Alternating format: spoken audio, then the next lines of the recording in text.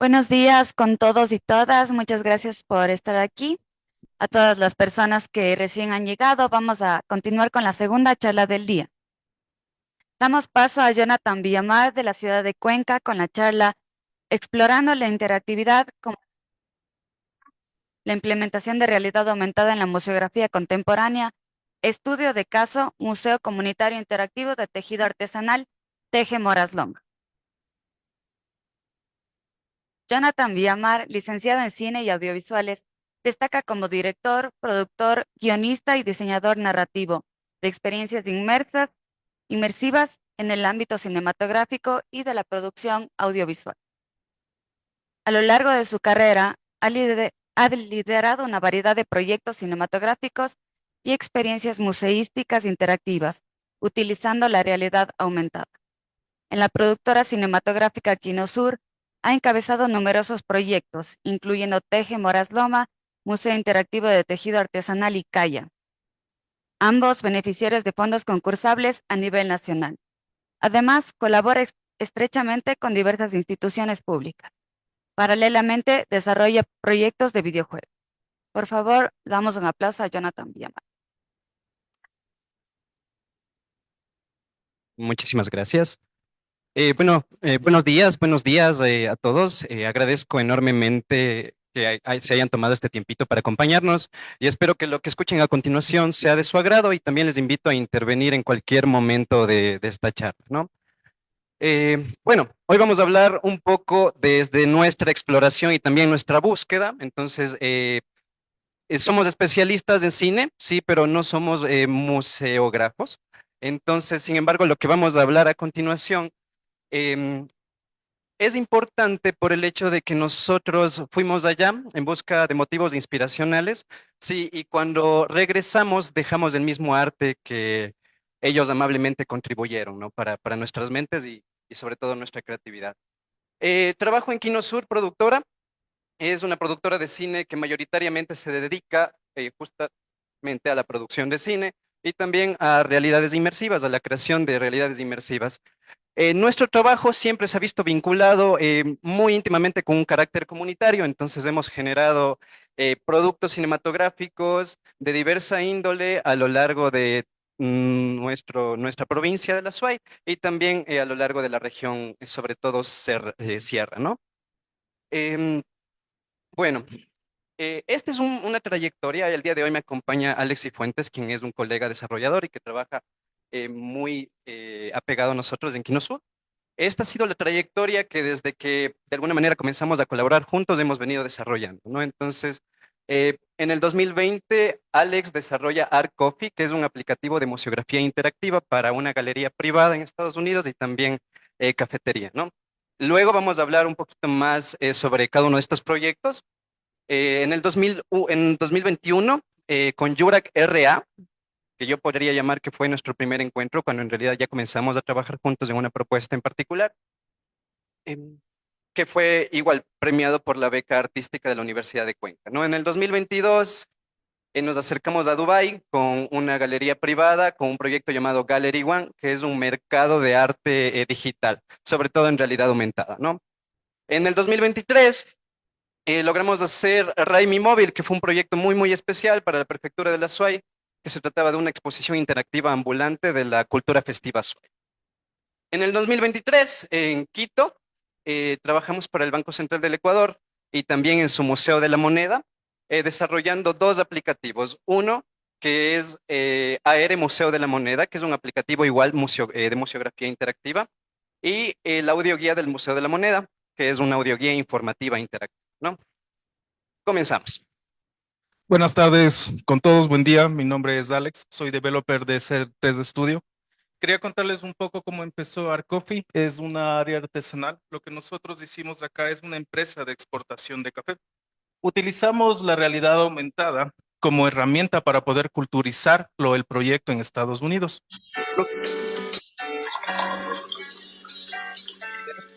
Estas galerías de arte lo que nos ayudaron es que cada historia y cada contendiente que tenga una parte de contar su historia podría contarle su branding. Entonces lo que nosotros fue desarrollar branding. Acá cada artista va contando aquí su historia. Y todos tienen conexión tanto de social media a sus exposiciones y próximos encuentros.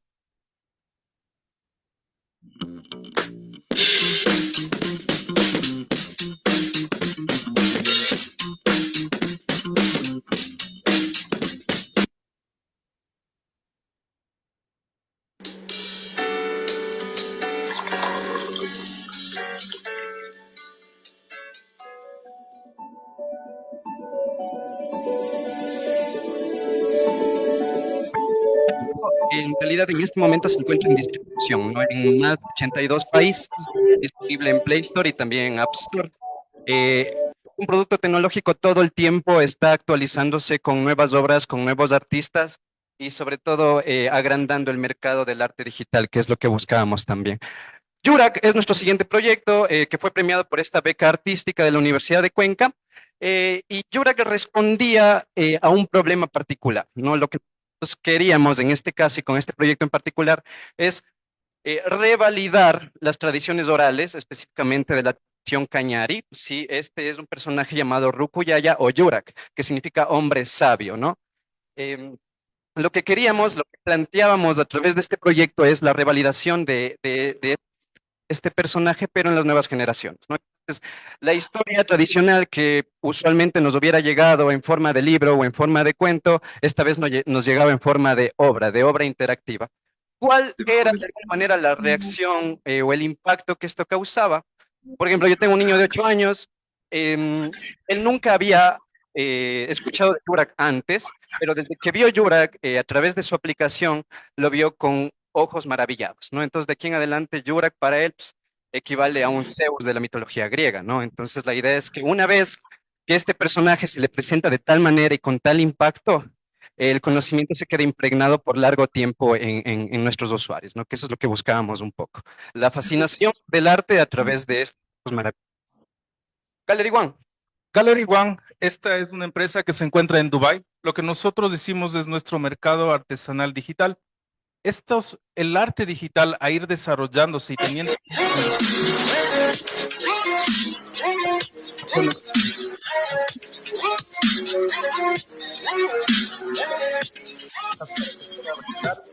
y pueda exponer su arte para que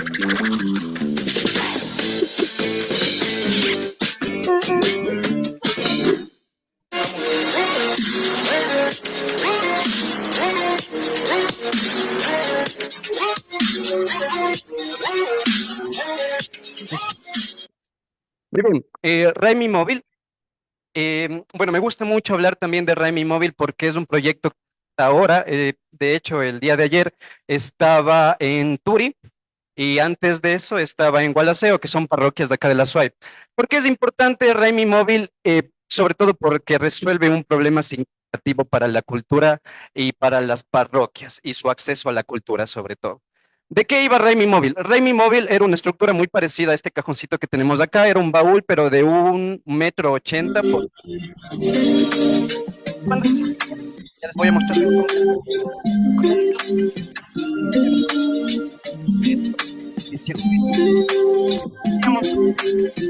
Estos son cosas que se pueden llevar a las comunidades rurales y hacer una mediación interactiva sobre una obra en particular, sobre una obra que era sobre la cultura festiva tradicional azuaya. Entonces, la obra estaba constituida por varios retratos, sí, de personajes tradicionales azuayos, y también varias frases célebres sobre la fiesta popular, y sobre todo también modelar 3D para que el usuario nuevamente se acerque a su cultura, pero con ojos maravillados, que creo que es necesario para poder, al menos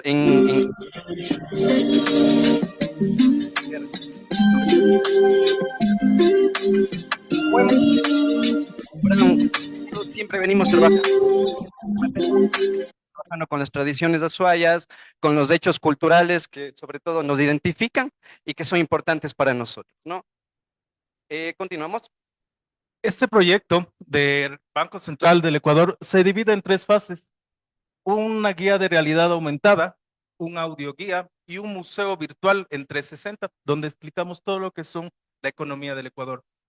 Este Aire Museo de la Moneda lo que nos cautivó era buscar cómo es la conexión y que se queden más tiempo la gente en el museo.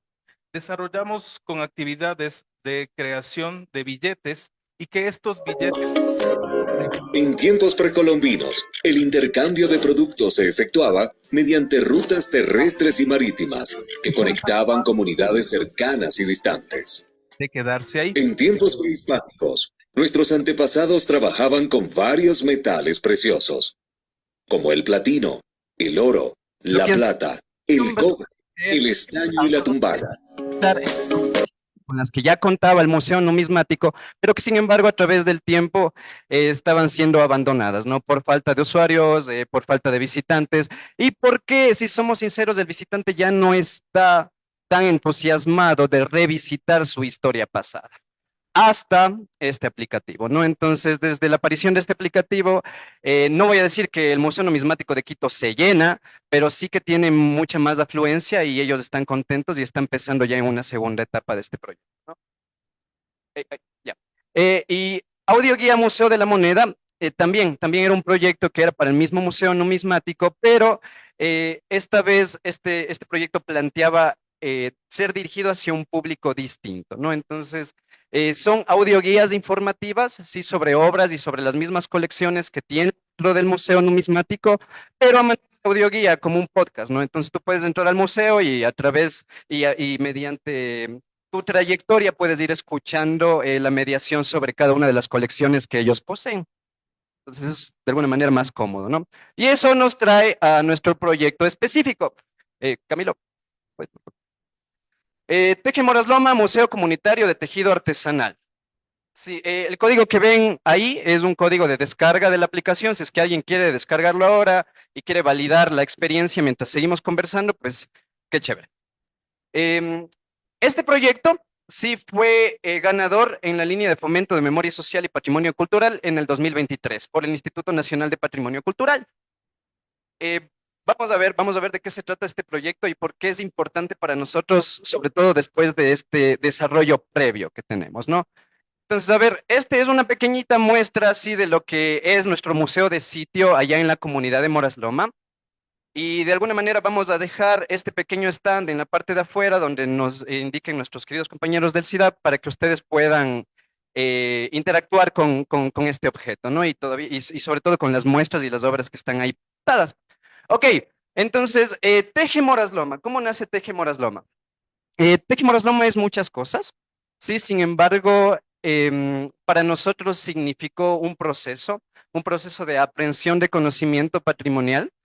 Y también nos pasó, podría decir yo que nos pasó algo bastante místico, ¿no? ¿Y por qué digo? Porque en nuestras primeras aproximaciones hacia la comunidad, ellas nos dieron la respuesta de qué es lo que nosotros necesitábamos, ¿no? Y sin quererlo. Entonces creo que fue algo bastante bueno y que de alguna manera redireccionó el proyecto. Entonces nosotros, para el efecto de definir nuestro proyecto, Teje Moras Loma es una plataforma de exhibición y distribución de obras textiles realizadas con técnicas tradicionales de tejido artesanal, sobre todo en lana de oveja, ¿no? Que es el procedimiento y la materia prima con la que trabajan los tejedores de lana de oveja en la provincia de La Suay, ¿no? Entonces, esta plataforma de exhibición y distribución está conformada por tres componentes esenciales. Y estos componentes esenciales cumplen cada uno de los objetivos que planteamos desde el inicio para el proyecto. Por un lado, sí está nuestro museo de sitio, del que vamos a hablar a continuación. Por otro lado, este museo de sitio está complementado con eh, un aplicativo, sí, en realidad aumentada, y todo esto está basado en un compendio investigativo sobre tejido artesanal que nosotros tuvimos que hacer en territorio. Y aquí me gustaría un poco hablar sobre el meollo del asunto, ¿no? Sobre la experiencia estética, sobre la interactividad y cómo posteriormente esta experiencia estética, a través de la interactividad, se convierte en una experiencia de usuario. Nuevamente, voy a hablar desde mi perspectiva de cineasta, de creador audiovisual, más que de museógrafo, ¿sí?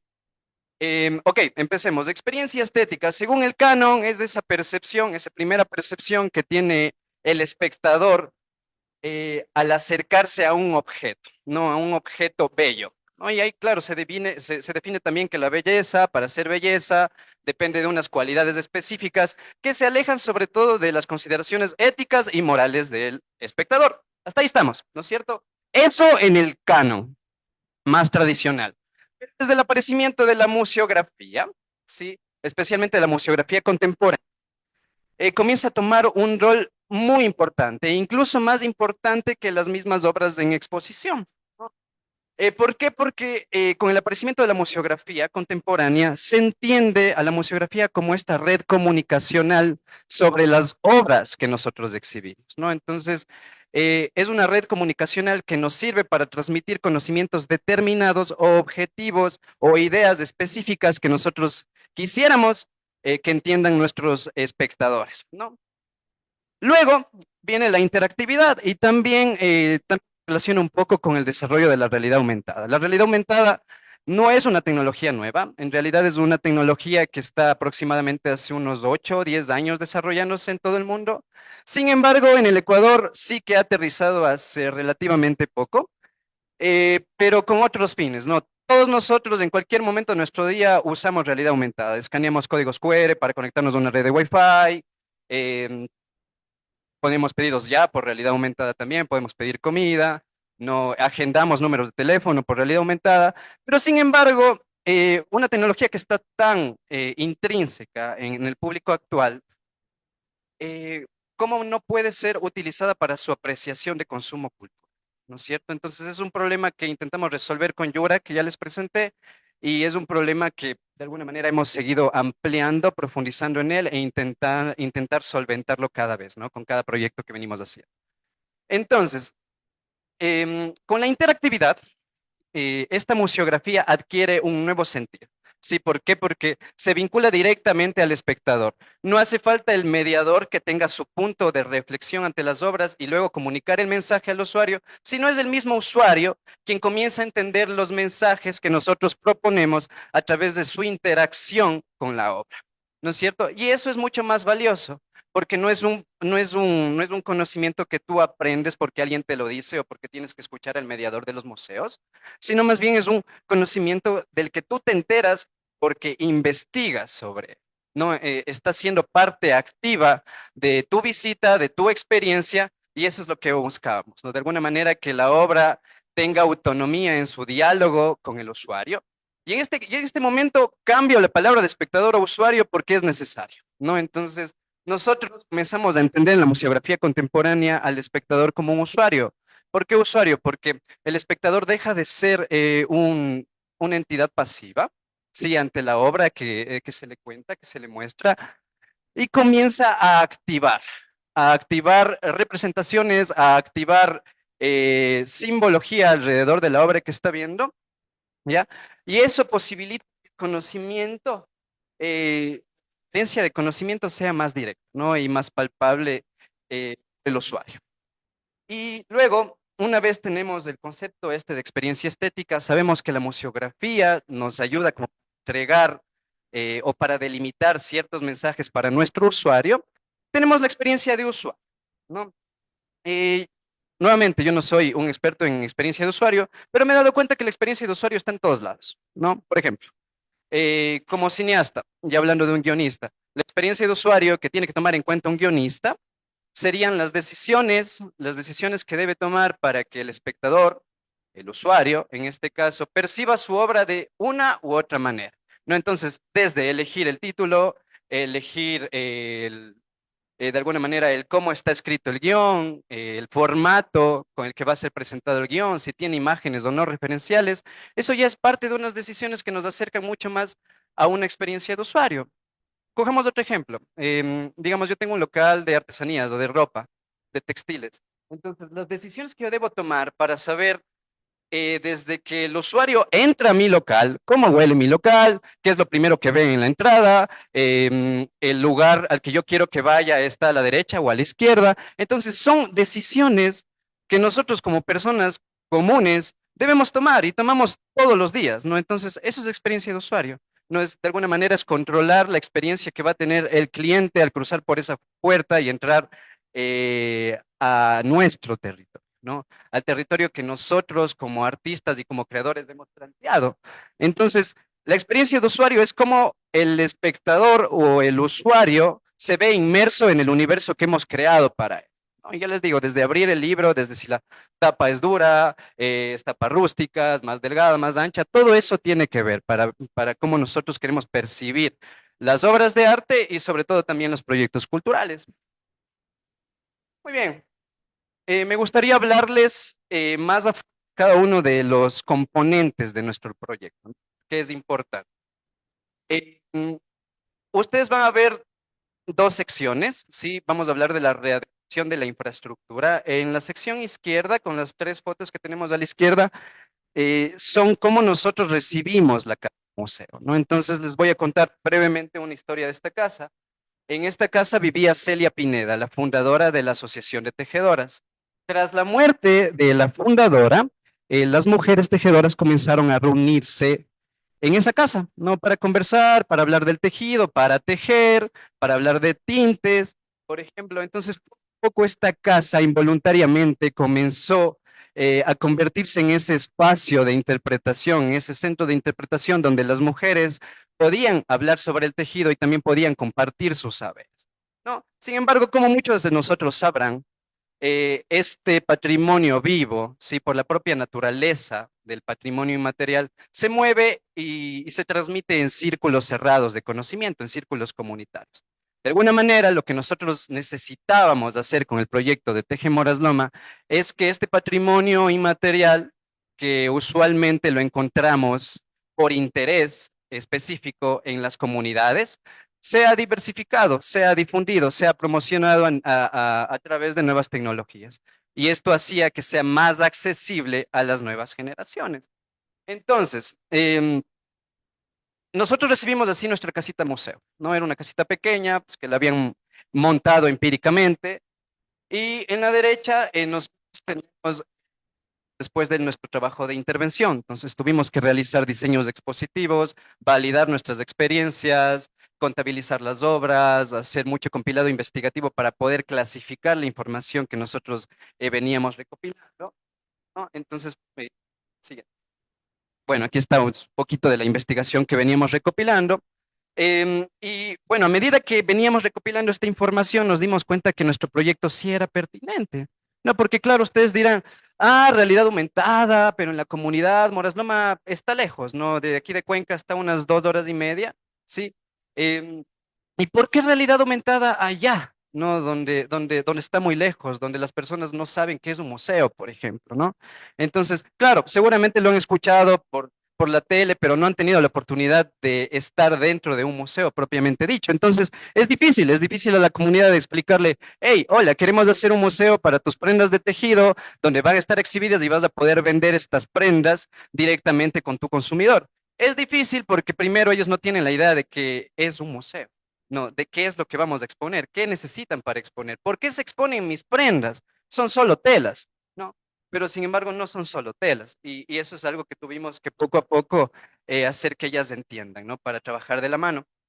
Esta investigación, y también vamos a hablar del libro donde se compila esta investigación se divide como en dos secciones. La primera es la biografía de nuestros artesanos. Nosotros trabajamos con 7 artesanos. Reconstruimos el perfil de Celia Pineda, la finada, sí, la fundadora. Reconstruimos ese perfil a manera de crónicas y asimismo con todos los tejedores. Entonces, lo que nosotros encontramos, claro, fue una investigación que posteriormente se editó para que tenga como este formato de crónica que también sea narrativa.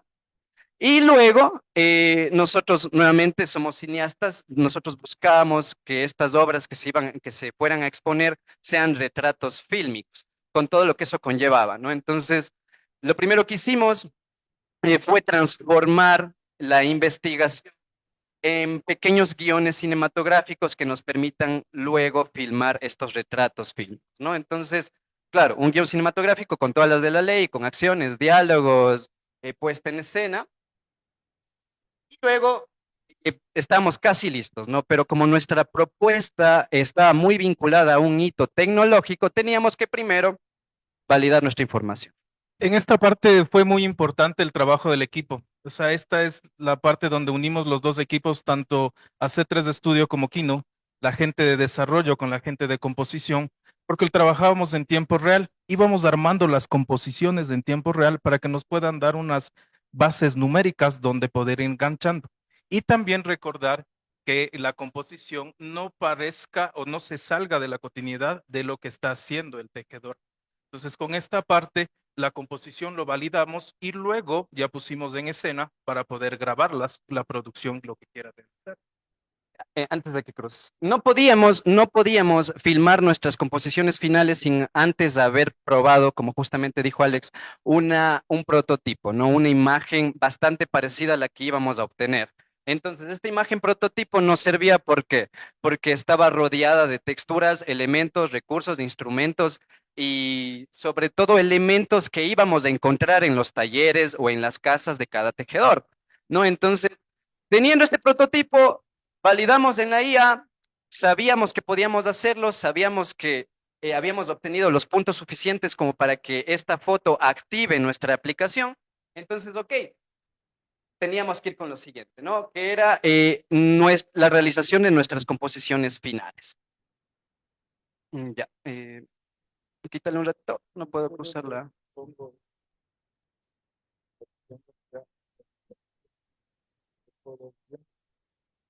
Ya, ya, muy bien. Muy bien. Cámbiale de diapositivas. Ya no vale el controlcito. Ya. Muy bien, entonces ya validadas las composiciones, nosotros teníamos que crear las composiciones finales.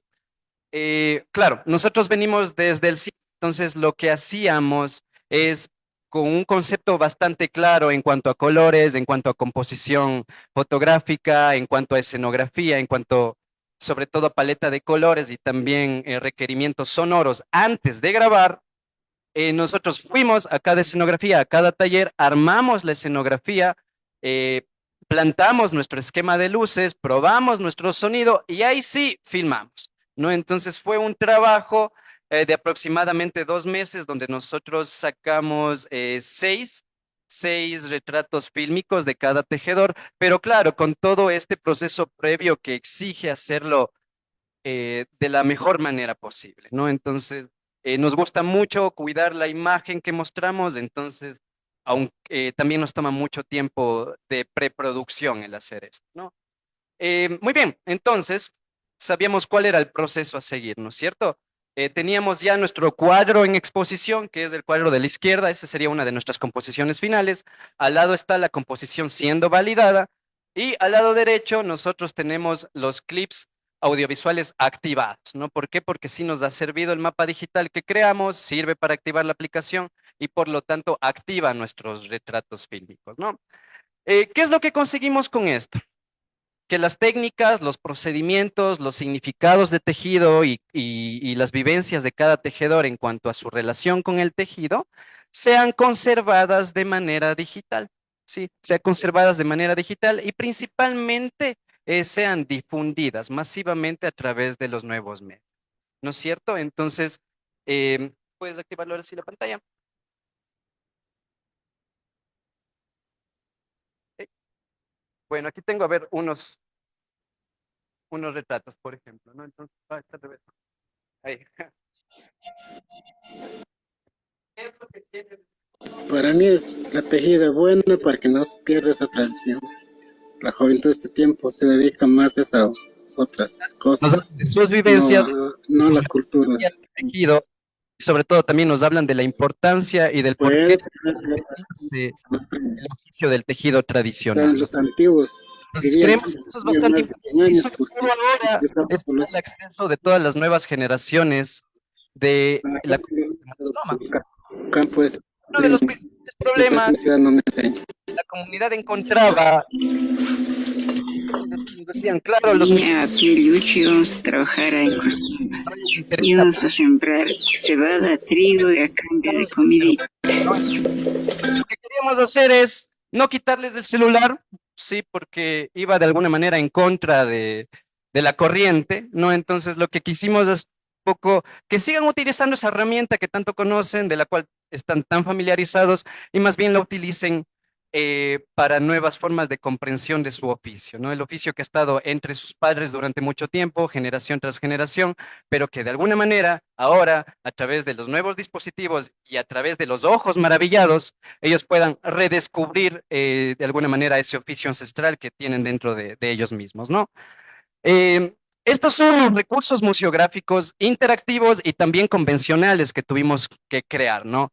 ¿Por qué? Por lo que queríamos que funcione como un museo de sitio convencional, el que tú puedas visitar, apreciar las fotografías, los objetos, las telas expuestas, pero el museo es pequeño, no es un museo de sitio, una casa pequeña. Lo que teníamos que hacer es que este circuito que normalmente hubiera durado 10, 15 minutos, ahora, y gracias a la museografía y los recursos museográficos interactivos, este mismo circuito ahora podía durar 40 minutos. Dentro de estos 40 minutos, el visitante se iba muy gratificado, ¿no? ¿Por qué? Porque primero le fascina ver imágenes que se mueven en su celular al alcance de sus manos, y luego porque es algo también nuevo, ¿no? Que de alguna manera redirige sus pensamientos hacia este específico que queremos, que es el tejido artesanal, la revalorización del tejido artesanal, la promoción y difusión de este saber. Entonces, llegamos a la compilación investigativa, que fue nuestro libro. Teje Moras Loma, Sabiduría Textil, es un libro que compila todo lo que les he venido conversando un poco, ¿no? La investigación, los guiones, los cuadros que se exponen en el museo, también los iconos museográficos que nosotros creamos para el museo, pero dentro de una experiencia de bolsillo, ¿no? Entonces, aquel visitante que llegara al museo y le gustaba lo que veía, y claro, quisiera llevar a su familia, pero está a 2 horas y media de Cuenca, puede llevarse el museo, una experiencia más personalizada, individual, en su bolsillo, ¿no? Igual va a comprender las mismas cosas, va a saber quiénes son los artesanos, va a saber sobre sus prendas, sobre sus técnicas. eh, En esta parte, cuando nosotros recibimos el libro, fue importante al descubrirlo que nosotros queríamos conceptualizar y darle concepto a lo que se está explicando. Aquí vamos a facilitar mediante ilustraciones 3D cómo es la forma, el fondo del desarrollo de cada persona que lo hace y también de cómo es la formación, de cómo mejora la retención de información.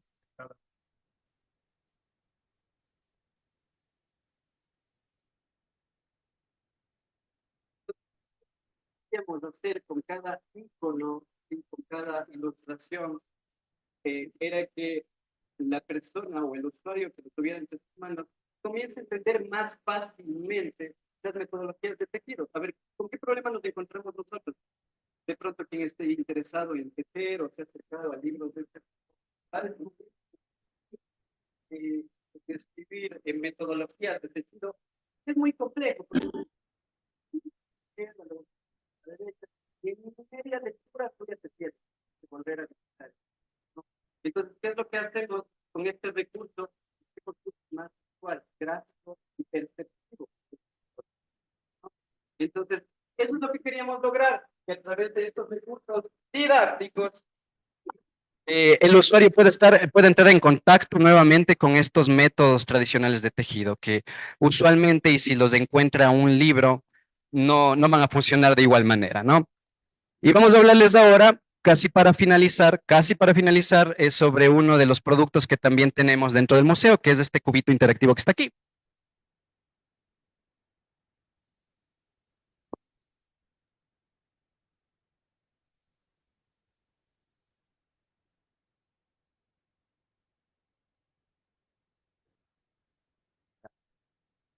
Este cubito, a ver, nuestro museo consta de 2 habitaciones. Este cubito está al lado de un telar de pedal, no exhibido en el museo. ¿Qué es lo que hace y qué es lo que invita a hacer este cubo al usuario? Es que a través de esta guía, uy, está al revés, le das la vuelta al teléfono, creo que debes dar la vuelta. A través de esta guía, sí, lo que puede hacer el usuario es aprender cómo se hacen ciertos movimientos para realizar la trama, que es quizá uno de los pasos más importantes para el tejido, es ya para establecer la tela, ¿no? Entonces, claro, es un procedimiento bastante sencillo, bastante corto, pero que sin embargo en los libros de tejido es muy complejo de aprender, ¿no? Entonces, con esta guía y con este cubo, el usuario, a medida que va indagando en él y tiene el telar al lado, puede aprender de mejor manera y mucho más eficientemente el cómo se hace la trama, ¿no? Y puede aprender y puede ligarse mucho más estrechamente también al oficio, que es lo que queríamos, ¿no es cierto? Muy bien, entonces... Aquí hay que recordar algo que fue muy importante, que cuando nosotros empezamos a hacer en la parte de desarrollo el modelo del cubo, teníamos 2 opciones, que era una impresión digital o una impresión a láser.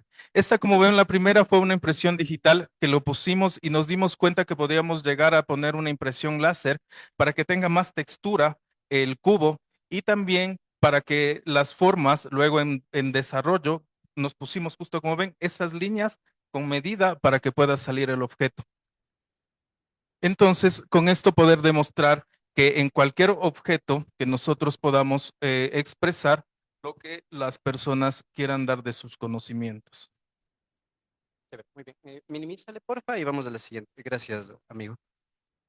Chévere, entonces así funciona nuestro cubito. ¿Qué estamos haciendo ahora? ¿En qué estamos trabajando ahora? ¿No? Entonces, Alex nos va a hablar un poquito del AR geolocalizado, sí, y sobre todo qué potencialidades nos da a nosotros como creadores y también a aquellos que son promotores de contenido cultural, ¿no?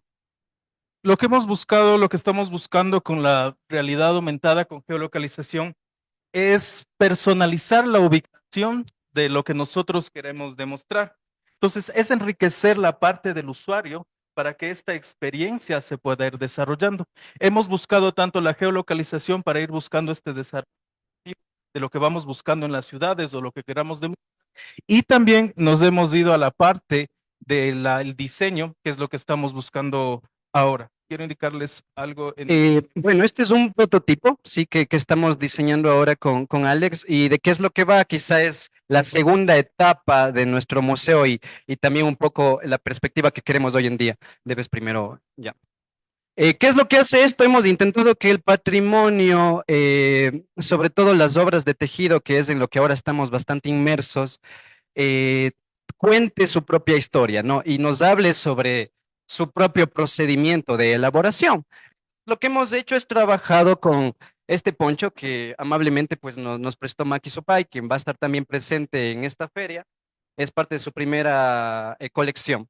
Entonces, lo que hemos hecho es trabajar con bordados, sí, con bordados tradicionales y que sean estos bordados cuales a través de cierto procedimiento se convierten en mapas digitales, ¿no? Entonces, estos mapas digitales de bordado funcionan igual a todos los productos que les hemos mostrado con anterioridad, ¿no? Entonces, la idea es que, claro, el usuario a través del celular puede ir leyendo e identificando bordados en cualquier prenda de vestir y la animación en 3D nuevamente nos hablará sobre los procedimientos con los cuales está hecho esa prenda en particular, ¿no? Entonces, ahorita se los demuestro. Espérenme un ratito, tenemos unos problemillas técnicos,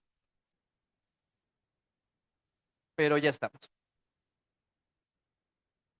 Entonces, lo que queremos lograr con esto es que cada producto ya no necesite de la intervención del mismo vendedor, ¿no? ¿Por qué? Porque queremos que el usuario descubra el producto y así de pronto la potencialidad de compra es mucho mayor, porque es el mismo usuario que se ha interesado en el producto y no el vendedor quien le dice, mira, esto te queda bonito o mira, esto se hizo de esta manera, ¿no?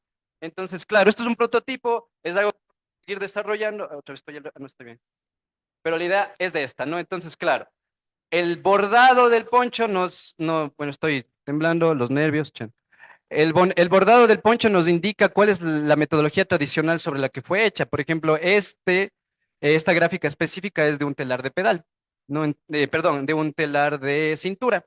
Entonces, esto es lo que hemos de hacer de aquí en adelante, productos que queremos desarrollar y sobre todo seguir trabajando con este tipo de contenido cultural, ¿no? Entonces, bordados, artesanías, patrimonio cultural, patrimonio vivo es algo que de alguna manera creemos que si bien está presente en nuestra región, no está de la mejor manera direccionado para poder llegar masivamente a los usuarios que quisiéramos que lleguen, ¿no?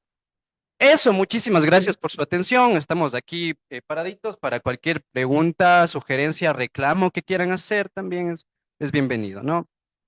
Gracias.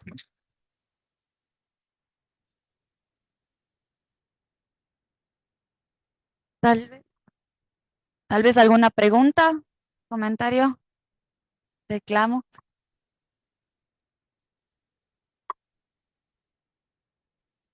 Buenas tardes. Bueno, muchas gracias y felicitaciones por los proyectos, en realidad bastante innovadores, que creo que es lo que ahora necesita la cultura, ¿no? Aliarse con estas nuevas tecnologías.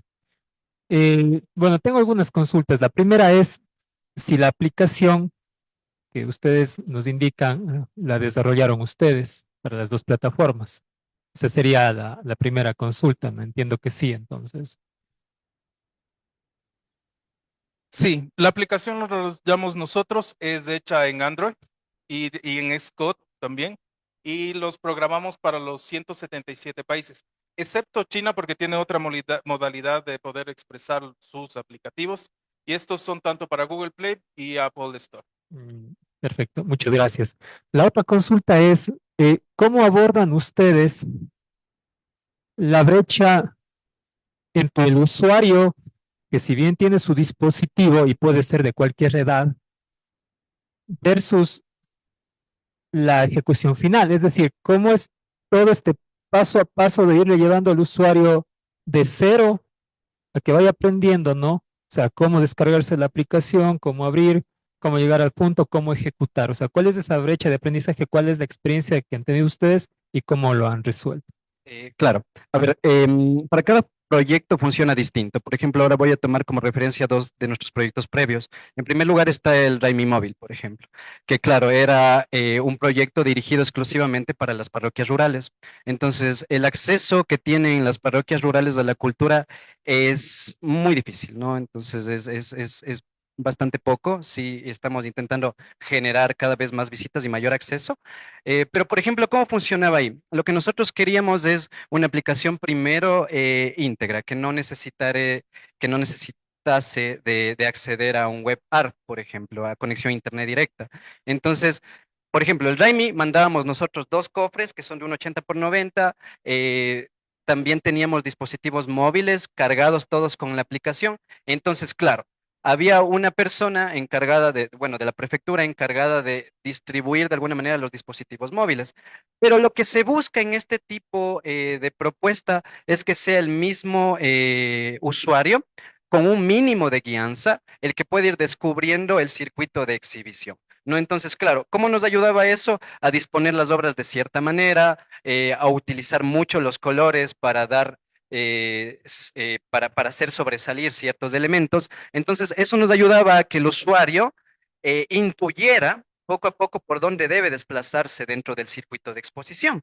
¿No? Por ejemplo, para hablar de otro ejemplo, tenemos AERE Museo de la Moneda. Queda en Quito. Claro, es un museo, formalmente es un museo, entonces quiere decir que tiene salas de exposición, tiene guianza, tiene mediación también, pero de alguna manera, en ese caso, el usuario sabía que estaba dentro de un museo, sabía cómo hacer el recorrido, pero no conocía más a fondo las obras. Entonces, lo que nosotros necesitábamos en ese proyecto particular era mayor retentiva o mayor tiempo del usuario frente a las obras, ¿no? Entonces, ¿y cómo se lograba eso?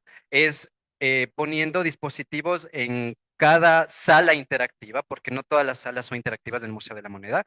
Entonces, el usuario era libre de aprender, ¿no? Con un primer referente, con una primera gráfica que funcionaba a manera de tutorial, ¿no? Entonces, una vez que nosotros disponemos de esta primera gráfica al inicio del museo y el usuario ya sabe cómo funciona, entonces él mismo busca interesarse en las obras consecuentes y así va armando bloques de conocimiento a medida que va transitando el circuito de exhibición. Entonces, yo te diría que cada proyecto va a tener mucha variación entre uno u otro. En Tejemoras Loma lo que hicimos fue igual, ayudarnos de la museografía y la disposición de ciertos iconos en el espacio, y sobre todo intentar que cada segmento del museo maraville al espectador, ¿no? Que era lo que queríamos. Entonces, veamos qué pasa. Igual todas son aplicativos y propuestas que en este momento son actualizables. Quiere decir que se va a seguir trabajando en ellos, se va a sumar contenido, se puede suprimir contenido incluso. Todo depende de la evolución y sobre todo de del recibimiento del público en cada caso. Muchísimas Perfecto, gracias por tu gracias pregunta. también. ¿Alguna otra pregunta, tal vez? Bueno, buenas tardes y muchas felicidades por todo el trabajo que han desarrollado. Quisiera preguntarte, en, en tu equipo de trabajo, ¿cuál es la importancia que le dan al diseño gráfico? Entendido desde el diseñador gráfico pensando en el diseño de interfaz, en el diseño de los colores, de la elección de la tipografía, de cómo dispone la información en el espacio y cosas así, ¿no? Porque eh, al ser proyectos visuales implica, claro, mm, obviamente el video, pero también los elementos gráficos que tienen que configurarse en el espacio son bastante notorios, ¿no? Entonces, quiero preguntarte si tienen en su equipo un diseñador gráfico, cómo manejan esa cosa. Chévere, muchas gracias por la pregunta. Bueno, de hecho sí, tenemos no un diseñador gráfico, tenemos un director de arte que está ahorita tomando unas fotillos por ahí. Entonces, bueno, sí trabajamos de este modo porque somos un equipo que mayoritariamente proviene del cine. Entonces, en el cine, ¿qué es lo que pasa? Se tiene una jerarquía bastante específica donde hay departamentos, ¿no? Departamento de dirección, producción, dirección de fotografía, dirección de arte, sonido. ¿No? Entonces, trabajamos muy esquemáticamente en este aspecto y nuestro director de arte, él no es diseñador gráfico, pero sin embargo que tiene una visión muy general de todo lo que necesitamos, sobre todo en el aspecto visual de nuestro proyecto, de cada proyecto. Entonces, es él quien determina colores, tipografías, iconografía, por ejemplo, y en base a una propuesta general con bocetos, sobre todo con dosieres visuales que de alguna manera resumen la propuesta visual del proyecto. Ahí sí, nosotros trabajamos con más gente que se encarga específicamente de la elaboración de ciertos recursos. Por ejemplo, para este proyecto de Tejemoras Loma trabajamos con una ilustradora que es artista visual, ¿sí?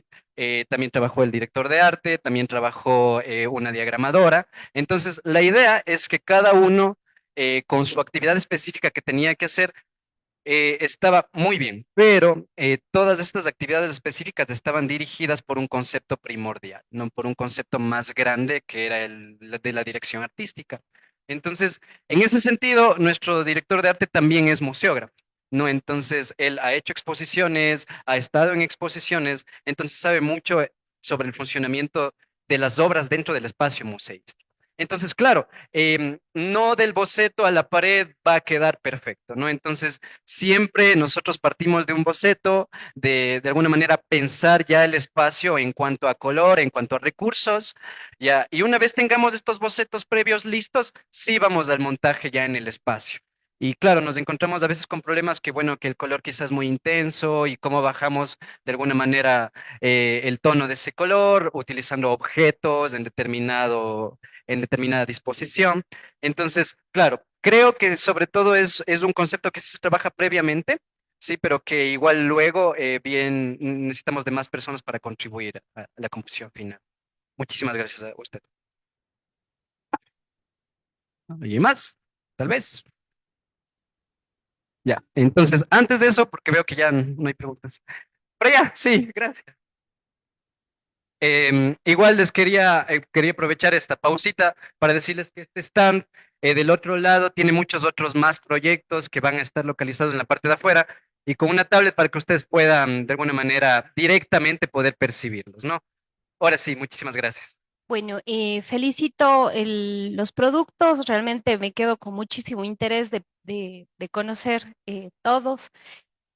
No soy de la rama ni del cine ni del diseño gráfico, pero me agradó mucho, me deja con muy buen sabor de boca y con ganas de seguir conociendo, porque a veces se da mayor realce a estas partes de diseño, pero nos olvidamos del mensaje.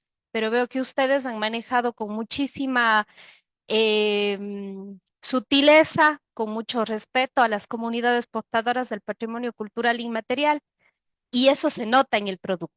Entonces, más allá de que nos atrae muchísimo conocer estas cuestiones tecnológicas, visuales y demás, creo que el mensaje está manejado con mucho cuidado, con mucho respeto hacia las comunidades portadoras, y eso es lo que resalto, y pues felicidades. Le agradezco mucho.